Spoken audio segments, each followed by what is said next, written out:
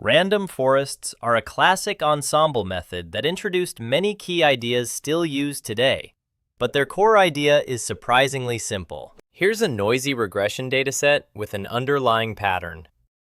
A single deep decision tree tries to fit every point, which leads to high variance and overfitting. Instead, we trained many smaller trees on slightly different data. Averaging their predictions smooths out the noise. That's the intuition behind random forests. Bootstrapping is one of the two ways random forests create diversity between trees. We start with the original training data. From this same dataset, we repeatedly draw new training sets by sampling with replacement. Each bootstrap sample contains duplicates and leaves out some original points. Each decision tree in the forest is trained on one of these bootstrap datasets. This randomness makes the trees different, which is essential for averaging to work well. Because we sample with replacement, not every point is used. In fact, on average, about 37% of the data is left out of each bootstrap sample. These left-out points are called out-of-bag samples. Bootstrapping gives us many slightly different decision trees. Now let's see how the random forest combines them. Each colored curve is the prediction from one tree trained on a different bootstrap sample.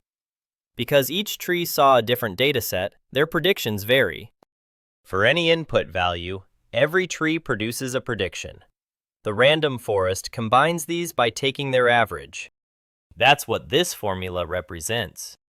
When we average many jagged, high-variance predictions, the result becomes much smoother, has lower variance, and is less sensitive to noise. Feature randomness is the second key source of diversity in random forests. Here we have data with two input features.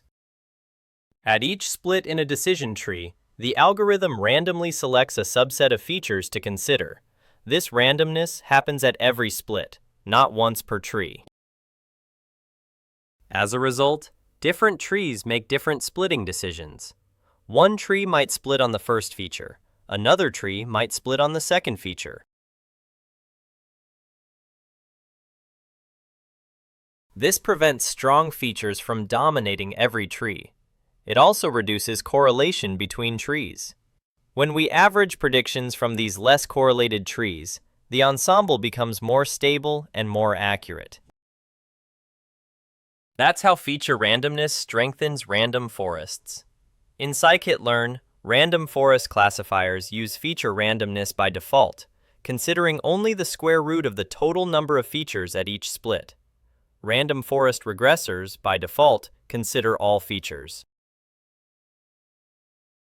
Now let's watch how adding trees affects training and testing errors for a random forest regressor.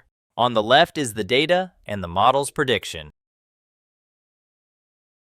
On the right is the error, measured using RMSE. We start with a very simple baseline that predicts the mean. Both training and testing errors are high. As we add trees to the forest, their predictions are averaged. The model becomes more expressive and the fit improves.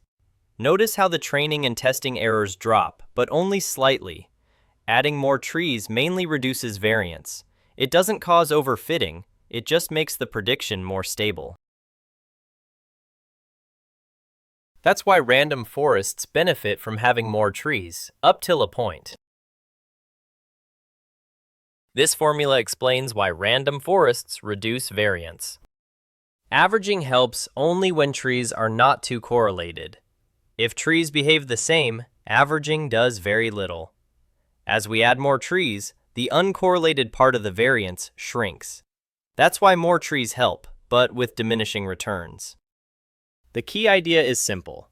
Random forests work because they reduce correlation between trees. Till now, we have only covered random forest regressors. Now let's cover random forest classifiers. We start with a dataset containing multiple classes and train decision trees on it. Each decision tree is trained on a bootstrapped version of the data. When a new point is evaluated, every tree makes its own class prediction. The power of the forest comes from combining these diverse opinions.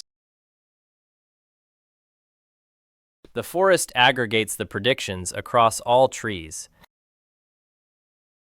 This can be done by majority vote, or more commonly, by averaging class probabilities. In the animation, they are summed, not averaged, for better visual clarity. The final class is the one with the highest combined support. By averaging many noisy but diverse classifiers, the random forest produces a more stable and reliable prediction. Now let's grow a random forest classifier tree by tree and watch the decision boundary and accuracy evolve. On the left, you see the data and the decision regions. On the right, you see classification accuracy for training and testing data. We start with a very weak model that predicts a single class everywhere. Accuracy is low, and the decision boundary is meaningless. As we add trees, the forest combines their predictions. The decision boundary becomes more flexible and better aligned with the data. Training and testing accuracy improve slightly and then stabilize, similar to what we saw in regression. However, the variance formula we showed earlier applies only to regression. To summarize, random forests use bootstrap samples to create diverse trees. Random feature subsets further reduce the correlation between them. The forest averages predictions across all trees. This averaging reduces variance and improves generalization. That's the core idea behind random forests.